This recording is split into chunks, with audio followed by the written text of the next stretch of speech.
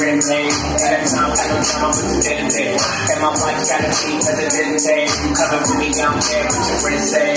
Car, automatic, I don't whip it in the center. My bitch got stutters and the bitch cost better. God damn, when you niggas ain't gonna see, she go get on my dick like I heard she had it, so me. Likey. Gilasawi, haide sanu, hay chalaba yaude, hangange ngangne sanu, hay rasi kangi, haide sanu, ay gidi thaklaga loire,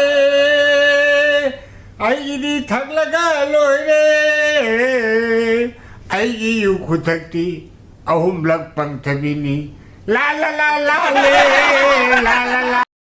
Likey. Kanadabada ay punsida kutin jalagano. Apam da khan bai base. Ay right ne. Ay tama lang babu ay yoy na khale. Mango dai le gani.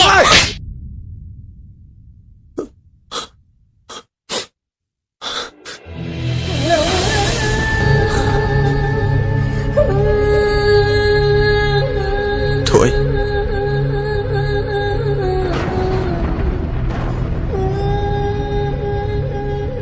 ꯑꯁꯤꯗꯤ ꯑꯩꯉꯣꯟꯗ ꯑꯃꯨꯛ ꯐꯨꯔꯔꯣꯏꯗ꯭ꯔꯣ? ꯑꯩꯉꯣꯟꯗ ꯑꯃꯨꯛ ꯐꯨꯔꯣ. ꯑꯩꯗꯤ ꯉꯁꯤꯁꯨ ꯅꯪꯕꯨ ꯑꯩꯒꯤ ꯍꯥꯟꯅꯒꯤ ꯊꯣꯏꯗ ꯑꯣꯏꯅ ꯑꯗꯨꯃꯛ ꯎꯔꯦ. ꯅꯪ ꯑꯩꯒꯤ ꯉꯥꯎꯉꯥꯎꯖꯕ ꯄꯨꯟꯁꯤꯗꯣ ꯉꯁꯤꯁꯨ ꯑꯣꯏꯅꯤꯡꯂꯦ. ꯀꯔꯤꯒꯤꯅꯣ ꯅꯪꯅ ꯑꯩꯉꯣꯟꯗꯒꯤ ꯂꯥꯞꯊꯣꯛꯀꯦ ꯈꯜꯂꯤꯁꯤꯕꯣ? Likey.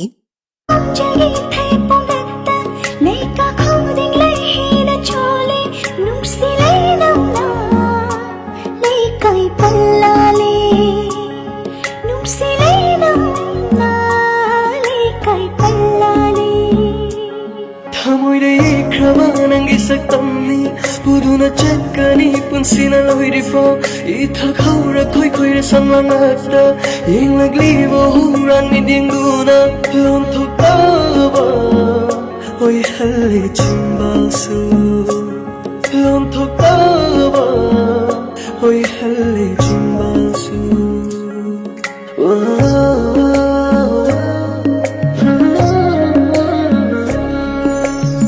Singani cheksina Hangani nambu Uhangani khanhangani Bahangani khodinga Likey. ओए मुझे तुझसे कुछ कहना है. हाँ बोल. I love you.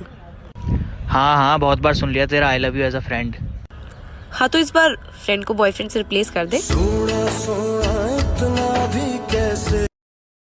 Likey.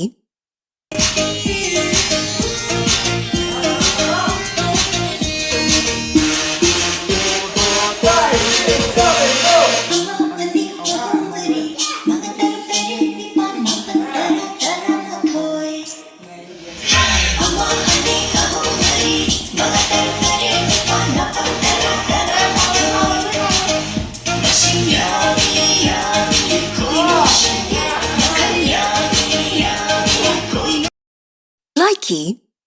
Ibo, atay mag hydra-su, nangi mingdum tadi hairamo.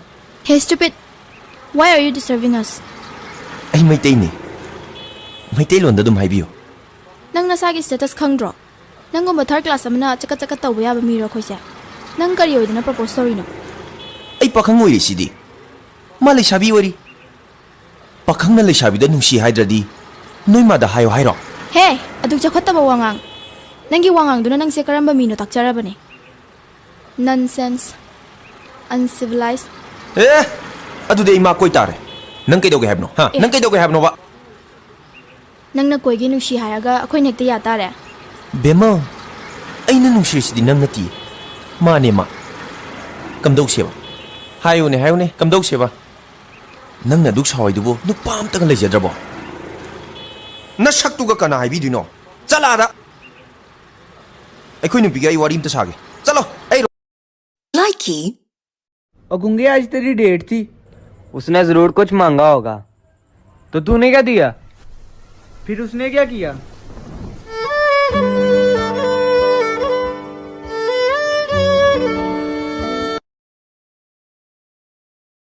Sakin thagisu yening thalai kalin thagisu nungju thalai kapliba na wasu mamana them khare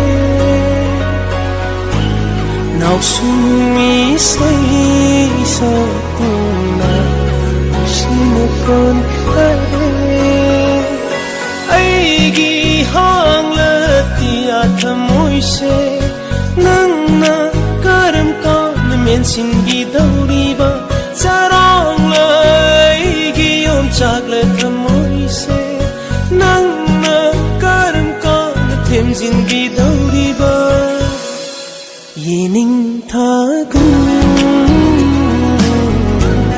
nungju thagun